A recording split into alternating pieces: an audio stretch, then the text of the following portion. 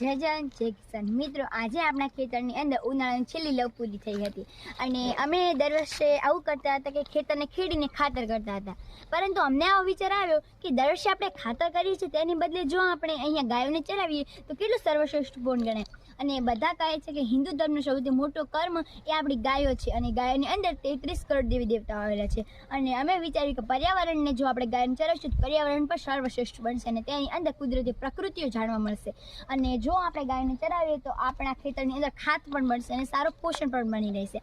અને ગૌ માતા એ આપણો માતા ગણાય છે અને તેને ગુજરાતીમાં આપણે ગાય નહીં કહેતા, સર્વશ્રેષ્ઠ ગૌ માતા કહીએ છીએ. અને ગૌ માતા એ આપણને ખૂબ જ કામદાયક હોય છે. તે આપણને દૂધ આપે છે અને સાથે સાથે આપણે ખેતર માટે ખાતર આપે છે.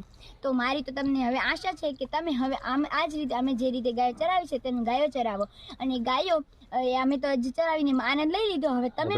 અને ગાય માતાને બધા એમ કહે છે કે હાલ જો તમે અમે તો ગાયો ચરાવી છે અને અમને એવું લાગે છે કે જાણે અમે 33 કરોડ દેવી દેવતાઓને અમારા ખેતરની અંદર પગલાં પડાવ્યા હોય. અને આ જ રીતે અમે આનંદ લઈ લીધું છે. તો તમે પણ આ આનંદ લેવાનું ક્યારેય ભૂલતા નહીં. અને તમે પણ જો આમાં ખેતર પડતું હોય તો તમે અહીંયા શું કહેવાય આપણે ગાયોને ચરાવજો.